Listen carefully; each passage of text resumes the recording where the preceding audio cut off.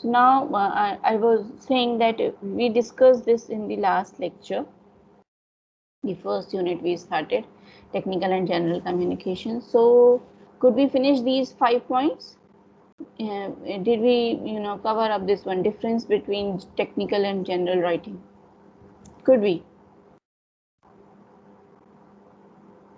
No one remembers. Let me show you the slides. Maybe then you will be, reminded of this. This I think we did, features of technical writing. Yes, ma'am. And this? No, ma'am. No, ma'am. Okay, so we will continue from here. Yeah, because you people will have to help me every time. I'm taking 2 more groups and the syllabus is same. And there I take 2 lectures, so they are a bit ahead of you. So I will keep consulting you regarding this. Okay. So about this, do you have any query in this one? Right now we are dealing with very easy topics. These are general introductory topics, so nothing difficult is there. As we'll move forward, we'll find more interesting topics, and there you will find a lot of queries as well. So let's move to this one, as you people have no doubts, I guess. This is, difference between general and technical communication. So far, we have given you the definition of technical communication, features of technical communication, what are the purposes there, general purpose. We have discussed so many things, but we have not discussed general communication. Here, with the help of this difference, you will find out what general communication is. This question is very, very common. You may find this one in your exam because, as I'm saying, it is very common and important, because so far before this particular course, you have studied English every time, but that English was never technical communication. Okay, that was always about some kind of literature, or it was focused on the language. So here I'm trying to tell you that when in technical communication, when we have a specific audience and a specific message, that becomes our technical communication. And when we have something which is general, which has no purpose, no fixed audience, then it becomes our general communication. Let's look into the difference properly and you will find out it more clearly there. General communication contains a general message. So what do we mean by general message? And in the technical section, we have written it here, contains a technical message. What do we mean by technical message? Regarding some method or how to use something, or something which is related to science, that becomes our technical communication. And general communication means here a message is very general. It has no specific purpose. It has no specific scope, and the audience is also not very, very specific. It's just like when you sit with your friends and you start communicating. There may be times, certain times we have a purpose. We call people for purpose. But even there, if they are not related to us professionally or in any special sense, they are our friends or family, we just add up more information there. We start talking about other things as well. So that in that sense, that message becomes general, because that doesn't have any special or specific purpose there. And this is why we say in general communication, messages are of general nature. Second one is informal in style and approach. So what do we mean by informal? When we do not have any proper channel through which we have to send the information, then it becomes informal. Look into the technical one. We have said mostly formal. By mostly formal, we mean the way we are going to communicate. It's just like if you take part in a meeting. Okay, this is for technical communication. You have taken part in a meeting, and now your boss asks you to submit the report of the meeting. So there is a term called minutes. Okay, so you will prepare the minutes of that meeting, and you will report how many agendas were discussed there, how many important things were discussed there. This is formal way of communication.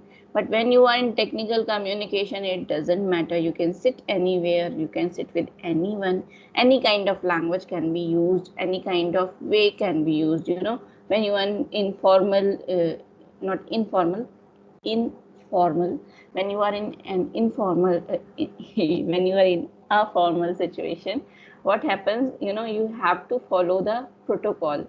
Okay, if you enter a boardroom, you know, you have to take permission first. Then again you will have to look at the head of the that meeting, the person who is presiding over it. And then when he sits down, all the members sit down.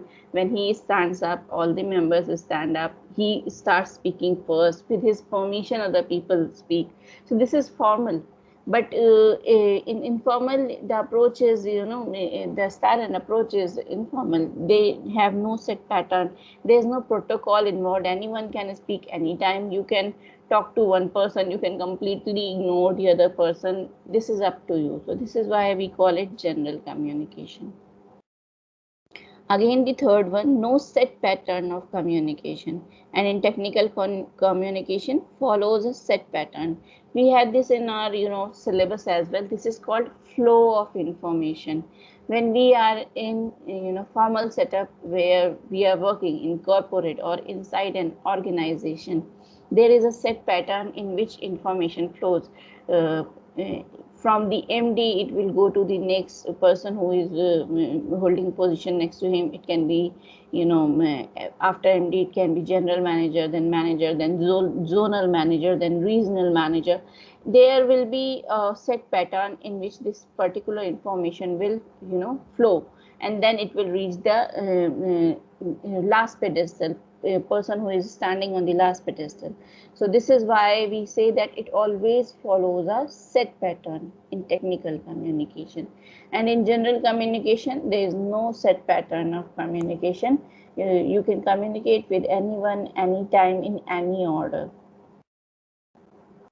Next is general communication is mostly oral, and in technical, both oral and written. We know when we work in a place, we have to give presentation, we have to take part in discussions, and there are interviews as well.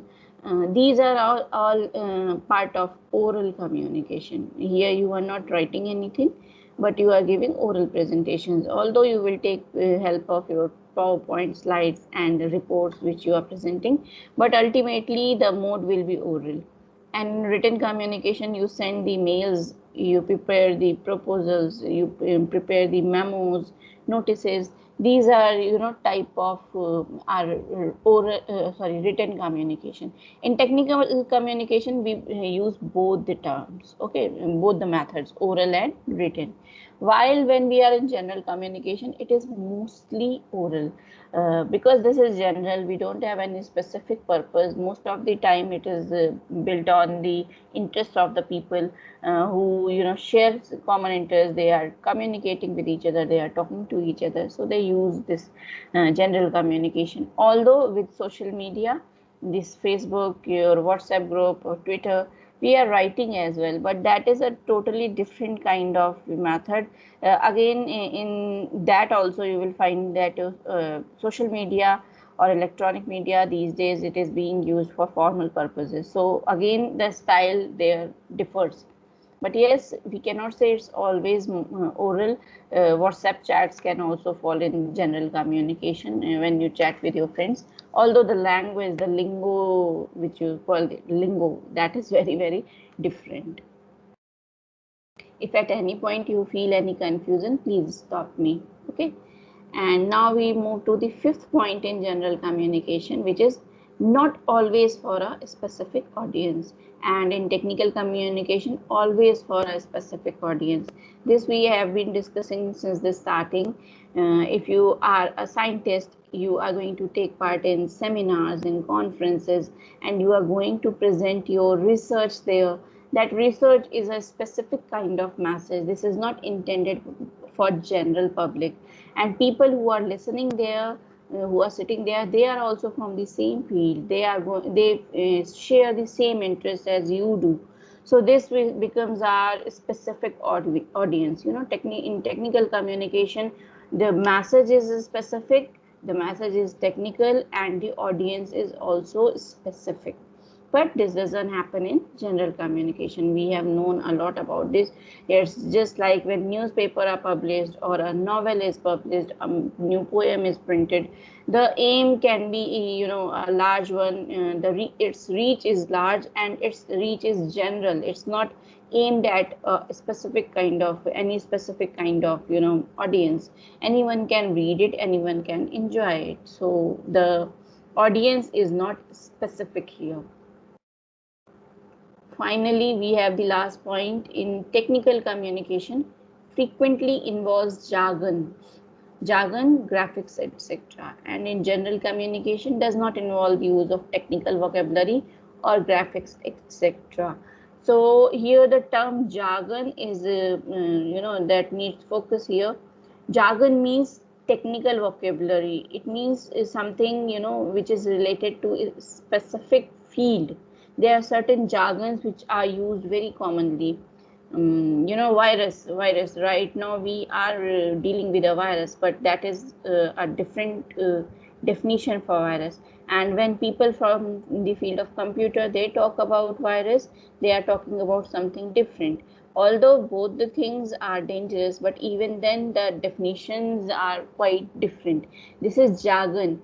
Every specific field has its own set of jargons which are common, because people are specific, our audience is specific. We know they have the background knowledge of that particular subject, so they are able to understand it. Okay.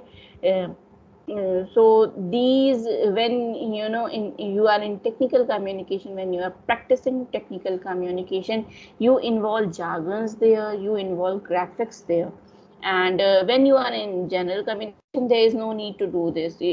Although picture messages are very, very common, but again, they are not focused on anything. They are just to while away the time or to entertain each other. Okay, so we do not use technical vocabulary or jargons or graphics in general communication, while they are very important parts of our technical communication. So these were the 6 points on the basis of which we have discussed the differences between general and technical communication. If any of this is not clear, please ask.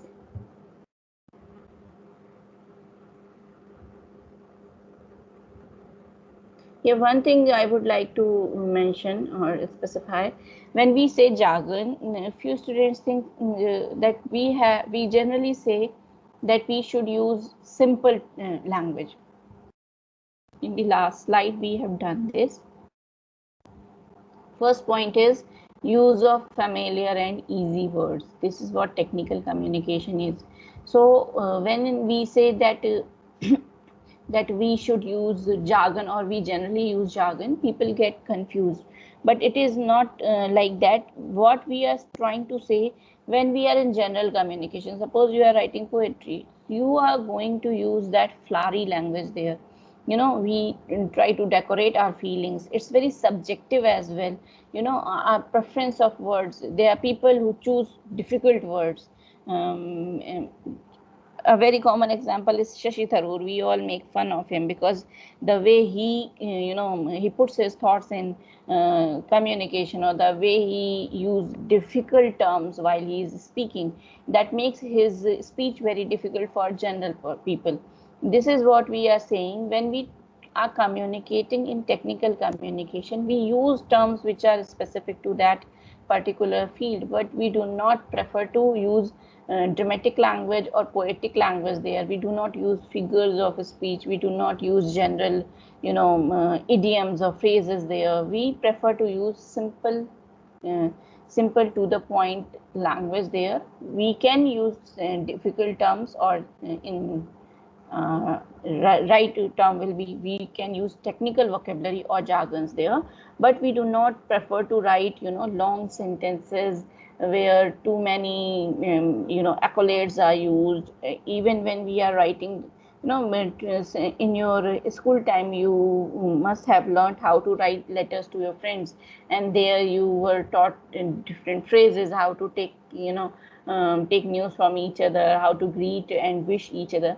That doesn't happen in technical communication. You people are going to write letters to each other, business letters. Again, even there, we prefer to write simple and to the point language. Okay, this is what we mean when we say we should use simple and clear language. If there is no problem, we should move to the next one.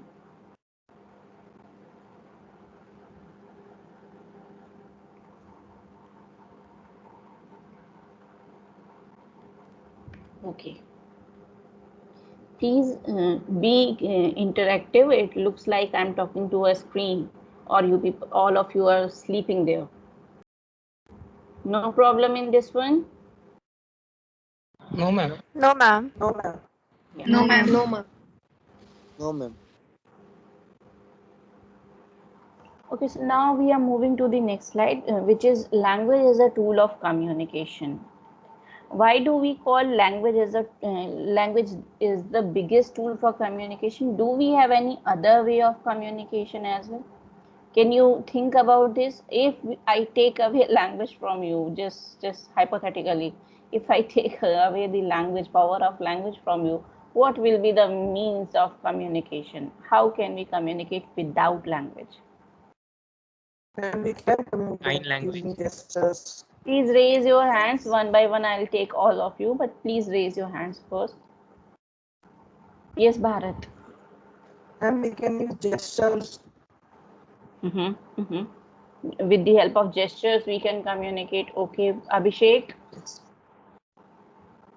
Ma'am, through hands and eyes. Okay, gestures include our hand movements. Very good. Through eyes as well. Okay, Gaja. Pictures and drawings. Pictures and drawings. So you are not going to use any words there.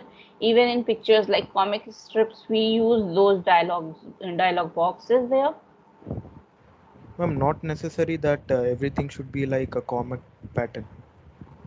Oh, okay.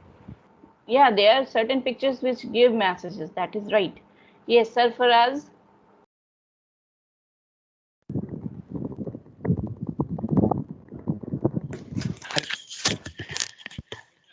The language, and we can write. Sarfaraz, the question is, if we do not use language, which language then? Help of body language.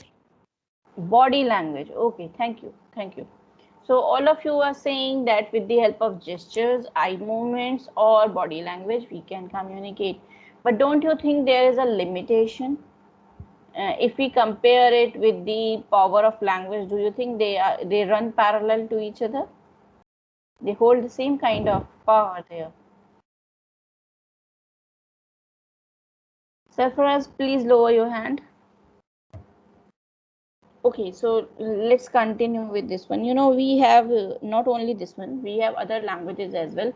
One is called Braille language. There people do not speak anything, but that is written. Again, it falls in the category of language only, because there are symbols which are being decoded there. And in the same manner, we For the have blind people. yes, for the blind people, Braille is there. But when they touch that surface, there are certain certain symbols which have been perforated there, and with the help of their touch, they decode them. They understand them and they decode them. Okay, so that is one of the language, but again, that is a kind of symbol which they are decoding. And in the same manner, we have sign language. People who are what to call, they are deaf and dumb. Generally, you come across that news bulletin on Doordarshan, that where they, where they, one person reads the news, another person communicates it through the help of that sign language.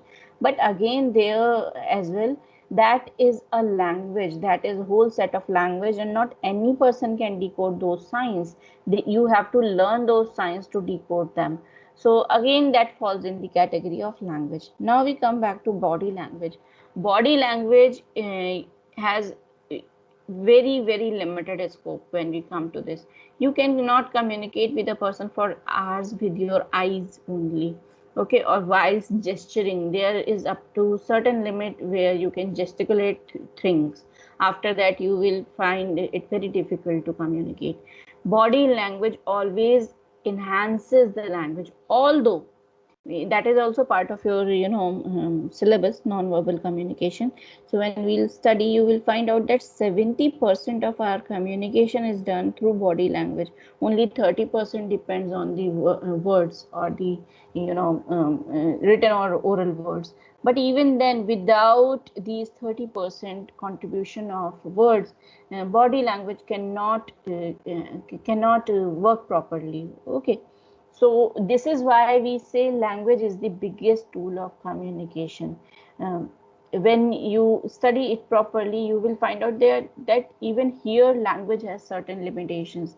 We learn it from a very young age, and we develop a kind of database there. And this database, with the help of this, our memory is created. Whenever we are speaking, these words come to our mouth on their own. So this is a whole process, cognitive process. I'm not going into that, how this works, because that is not the area of study here.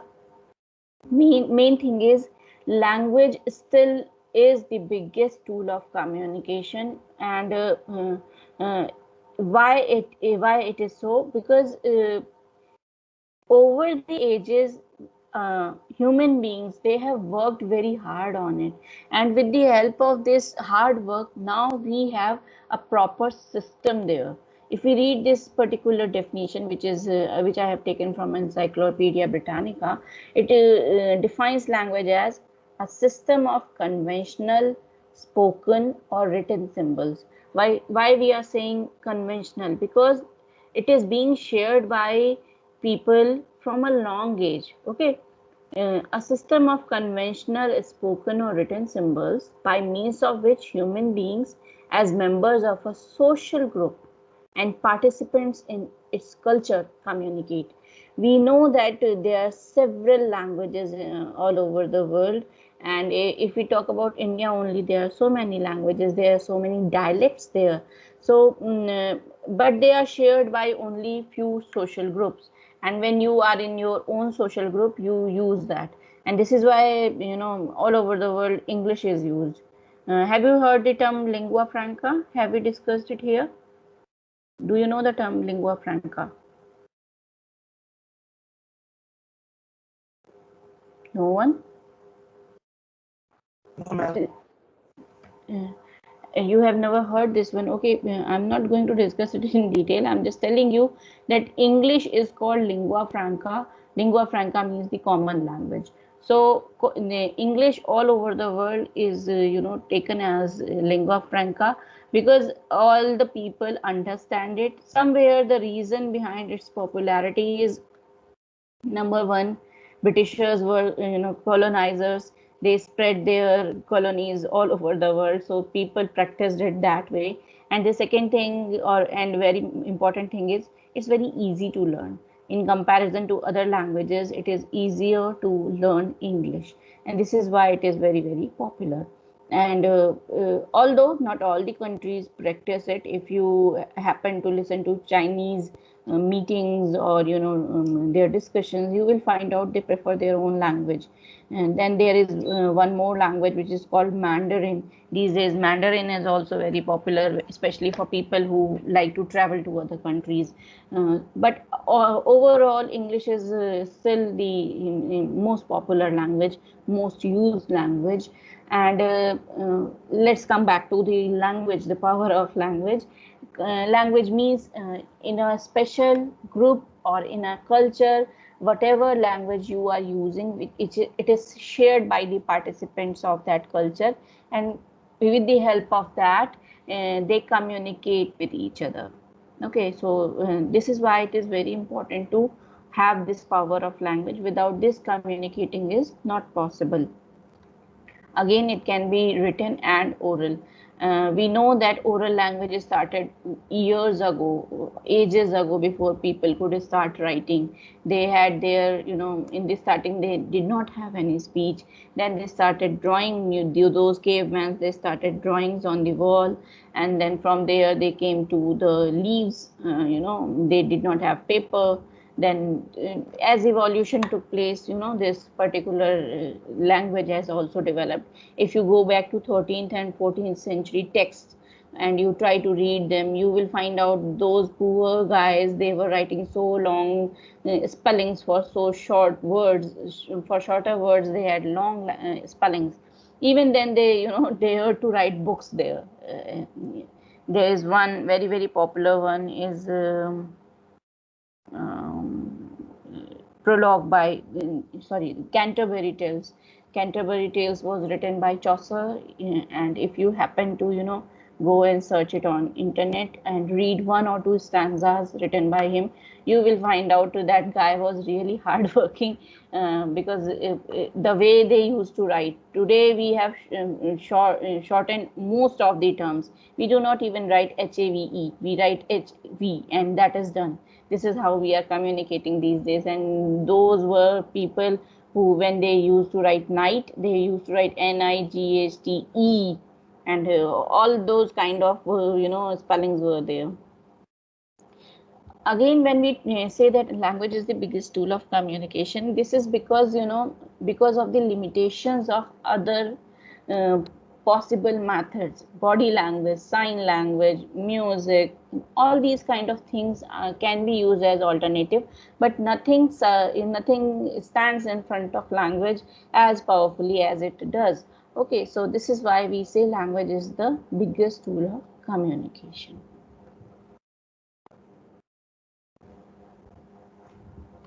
Okay, so this is the next topic here, purpose and functions of communication.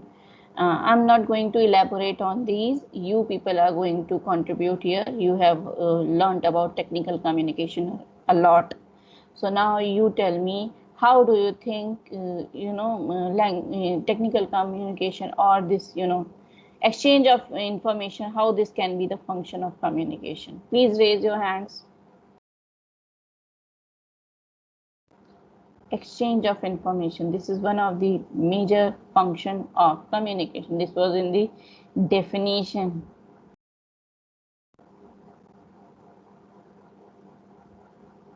Yes, good job, Rajdeep. Yes, ma'am. Exchange of information is a communication. For example, we have all these pages like Wikipedia and all these things. And for example, we communicate to each other. We tell each other about the daily news and the daily happenings and all those things. Yeah, so that is exchange of information. This exchange of information can be any information, from personal to professional, and this is the major function or purpose of communication. Ideas are there, but they cannot survive in that kind of exclusion. They are to be shared, they are to be communicated with each other, and with the help of communication we can transmit them. So this is one of the major function of communication. Second is persuasion. People persuade with communication. Can you give me the examples of this one, persuasion? Yes, Garima. Yes, Garima. Yes, ma'am. With communication, we can persuade people to get agree with our ideas, attitudes, and by our action and emotions. Okay, okay. Yes, Goja. Ma'am, it is like convincing someone or influencing someone. Yes. So, what is the biggest For example? example, like some guy used to come to a house and they used to sell some encyclopedias. So they try to, Sales. sorry, ma'am.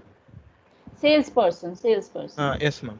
Salesperson. They sell these dictionary books and encyclopedias. Maybe they sell others also, but they try to convince us and try to purchase their books. This is one example I could say. Okay. Okay. When you say that these salespersons, they come and they try to sell things to us, what do you think their aim is? Where did they learn this persuasion? Vaja? They could have attended some classes. I don't know what. I don't know. Yeah, most of the time they are students, you know. If you ask them their identity, you will find out they are students of management schools or colleges. And they are interns there, and they are supposed to make these kind of sales. And through this, they get this, you know, hands-on experience, their real life experience. Okay, good example. That was a good example. Amisha? Ma'am, I think persuasion through speech is one of the major things, according to me. Ma'am, throughout history, a lot of different leaders have given persuasive speeches, which have actually resulted in quite a lot of reforms. So, Okay, so would you like to quote one example at least, very influential debate or very influential speech? ma'am, like it could be anyone throughout, be it Hitler or anyone like that. Even maybe Jawaharlal Nehru or Gandhi during Yeah, India's independence. please don't name Hitler as great orator. He was a Yeah, but dictator. he was very persuasive in his speech. I Yeah, think that's so. true, but still he was not a good human being. That's Yeah, why I'm suggesting. definitely. Yeah, good job. Ishita? Ma'am, another example that can be stated is in corporate world, all the deals and all. So the company executives, or when they give presentations, they try to persuade the people who are sitting in the meeting that their plan is good and sponsors can sponsor them. Very good, very good. This is the one I was looking for exactly. Persuasive. Very good. Naman, do you have anything to add? Yes, ma'am. One of the major examples of persuasion is debates. Like one party tries to convince the other that their idea is better than them.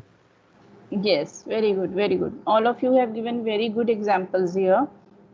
Debates are there, sales speeches are there, sales pitches are there, and you know, debates, orators are there. We see it very, you know, popular. This is a very popular method of convincing people when people give speeches there, and they address the rallies there before you know, their elections. They gather those crowds there, and then they address them, and they try to brainwash them, or they try to win over them just because they want to win. How do they do this? With the help of their reasonings, and this is why it is called persuasion, and this is one of the major purpose or function of communication. Yes, Alia, do you have anything to add here? Naman, please lower down your hand. I was just adding to the previous examples. A lot of cults have come up due to this persuasion. I mean, the leaders try to persuade people to follow them. For example, the Charles mentioned cult came into being because of Manson persuading a lot of teenagers from decent family backgrounds to join his cult. Yeah, which cult? Sorry, I could not hear that particular term. Which cult? Manson cult. Manson. Please, Alia, please repeat it. I'm still unable to get the term. Manson. Yes, ma'am.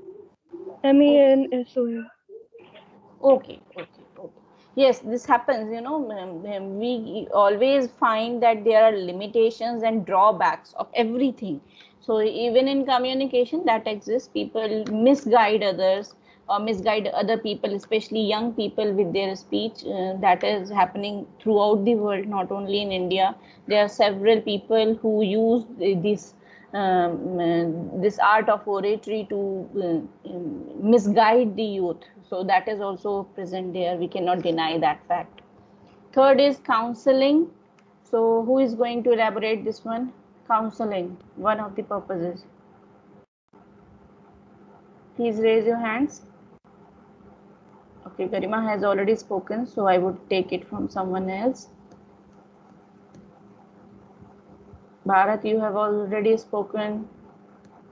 Please, guys, be active. Don't sleep there. Yes, Kaptan. People, ma'am. Yes. To guide people to solve their problems, we can guide. That's Yeah, called counseling. that is called counseling. Okay, thank you. Aditi? Ma'am, for people suffering with mental illness like anxiety and depression, the speech can play an important role. They can share what they couldn't share with other people. Correct, correct. Rajdeep? Ma'am, in counseling, it is a type of communication. For example, where we, for example, in career counseling, where we guide others about the paths they want to take in life, or mental counseling, or many of the types of counseling where we help others and guide them for their betterment. Very good, very good. Divyanshu and Ishita has already spoken. Archit. Divyanshu has not spoken today. Archit. Ma'am, a therapist counsels Okay, you when okay, you that go with has their been problems. counted. Archit, that has been counted. Divyanshu, do you have anything to add here? Yes, ma'am. I was just saying that we are humans and human life is very short, so we cannot do everything by gaining experience ourselves only. So we require someone who is more experienced, who has already suffered some of the problems that we are facing just now. So we can take their experience. So that's Very what the need of counseling. Very good. We don't have time to make all the mistakes or to commit all the mistakes. So we learn from each other, and we always look up to the people who are experienced in our field so that we can learn from their mistakes as well. So that is also one of the reasons counseling exists. Divyanshu and Ishita, do you have anything to add? Sorry, Ishita and Sarfaraj. Otherwise, I will come back to it. If you have anything to add, please. Yes. Isn't counseling a kind of persuasion? Like, what does the counselor does? He or she tries to persuade us towards the better point of view by guiding us. So, isn't it somewhat similar to persuasion? No, this is not similar to persuasion. Let me tell you what counseling is exactly and how it is important in not only in communication but in technical communication as well. When people work inside an organization, they come across certain problems, they come across certain things where they feel stuck. They need people who can guide them or who can help them in taking decisions.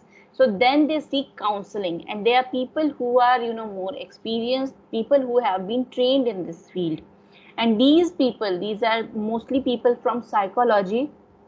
They have studied it, they have practiced it, and they meet these people and they help them find out the solution for their problems, or they give guidance to those people who are stuck somewhere in their career, in their life. So this is very, very different from persuasion. They do not try to persuade you, they try to give you or suggest you certain ways with the help of which or by following which you can do away with your problems. So this is really different, and this happens in corporate. Even in your college, if you go there, you will find student counselors are there.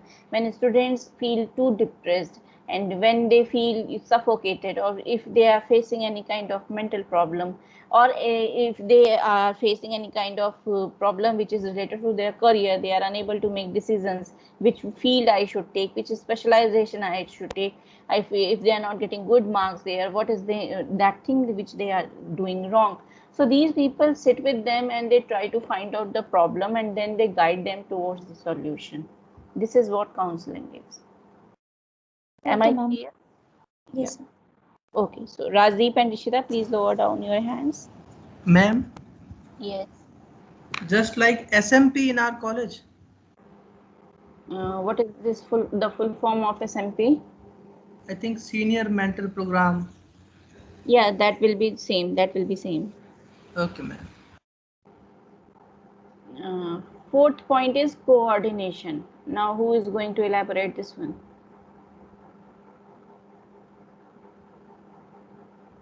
Yes, Mala. Ma'am, when two people work together on a plan. So please complete the sentence. When two people work on a plan.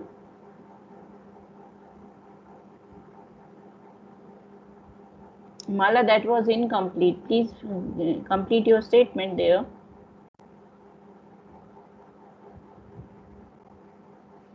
What do you people like? Yeah. Ma'am, like when two people work on a plan means matlab. Ma'am, no idea. No idea. You got nervous. No problem. I'll elaborate on this. Yes, Goja. It's like coordination among the employees in the same department or section, whatever you call, or among workers and managers at different level. Very good. Very good. Himanshi? Of course, this forms a part of internal coordination. Yeah. That is correct. Most of the time it is internal. Himanshi, what do you have here to add? Ma'am, actually every firm requires a good coordination between the manager and their employees, and this can be effectively done only if there is a good communication link between them. Yes, correct.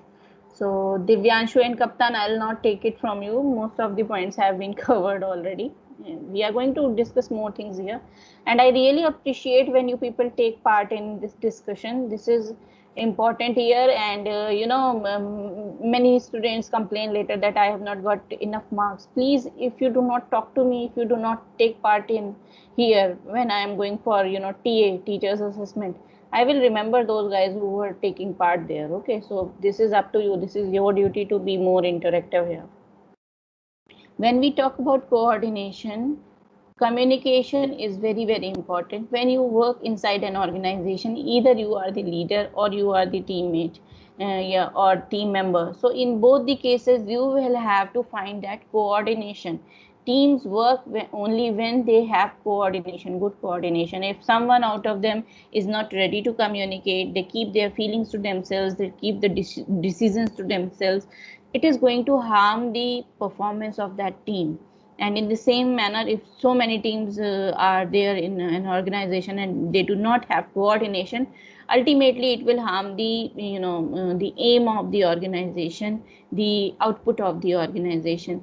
So to keep the process smooth, to keep the function properly, that so that the organization functions properly, they have to find that coordination. Good coordination is the key of success. When two or more than two people are involved in any place or in any any objective specific project, they need to find that coordination, and with the help of communication only that can be achieved. Okay, so next is process. Okay, let's look into this one as well. Otherwise, we'll be lagging behind. We have seen this process of communication. Let me show you the picture first so that you can understand what are the components. We have discussed it so many times up till now, that there is a message which needs to be transmitted. Today we are going to see what is the process, that process through which this particular message is transmitted. So what are the components of this process? First we'll look into that. Okay, so when we need to communicate, what is going to be the first component there in this whole process, this cycle of communication? What is going to be the first component here? Our sender.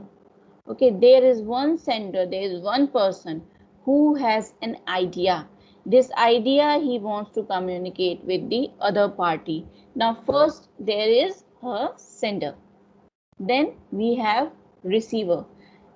as soon as the decision is made that there is need for this communication, the other party is also present there. If you have to communicate something, you know with whom you are going to communicate that.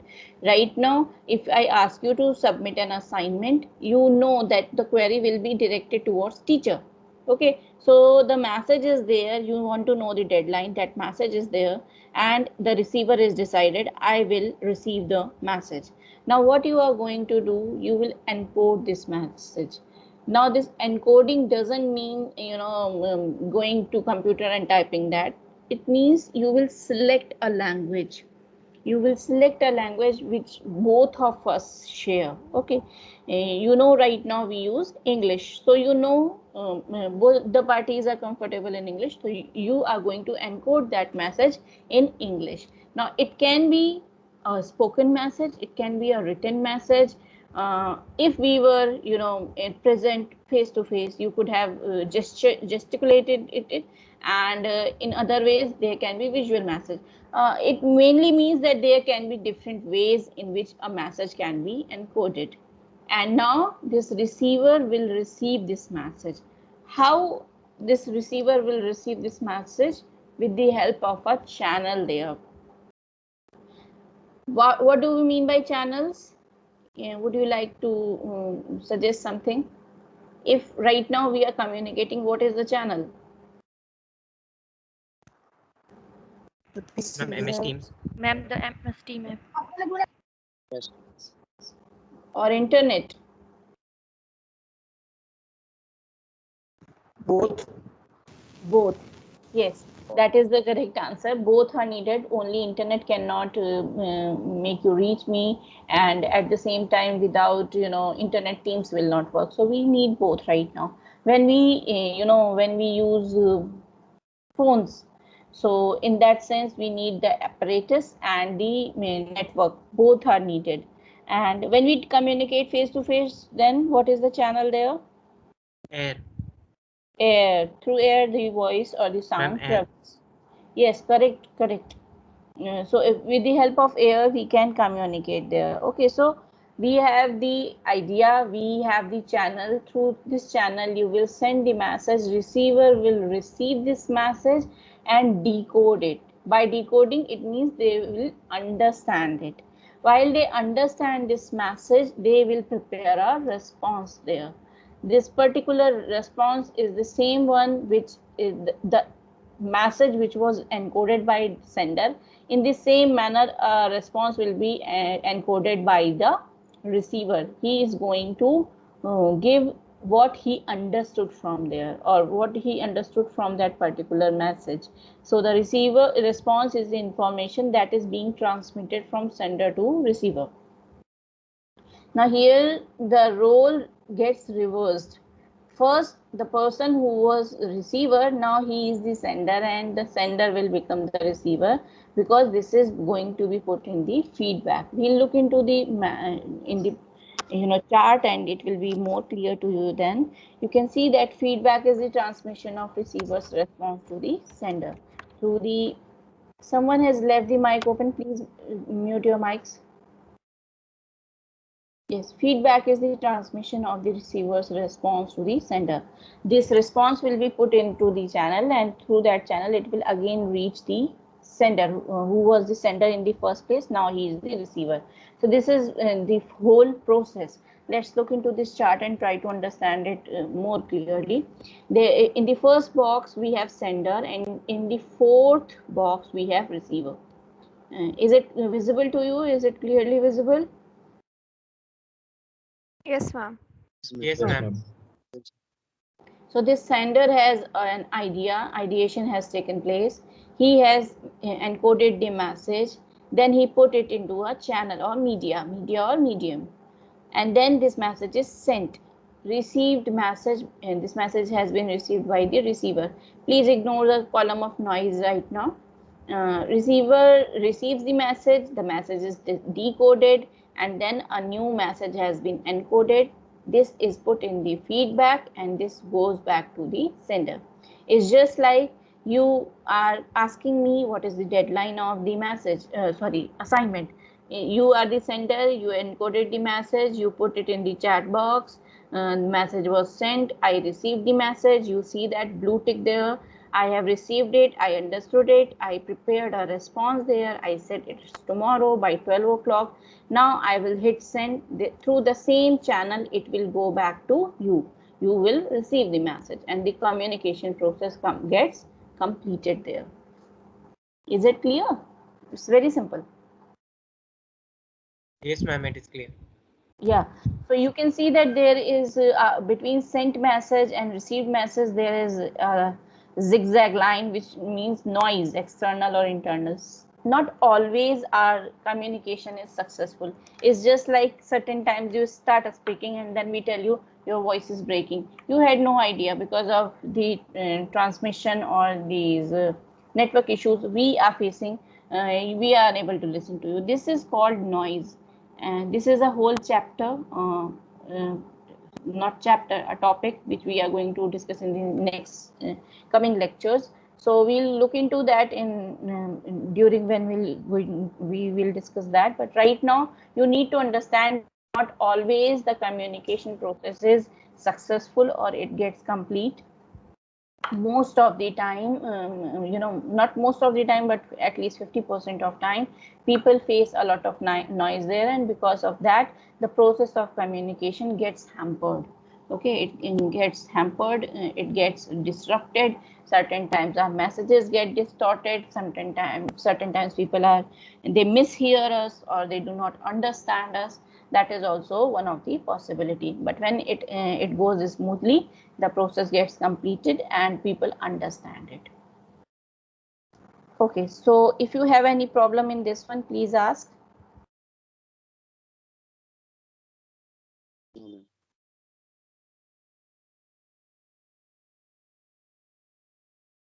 Ma'am, is misunderstanding also a kind of noise?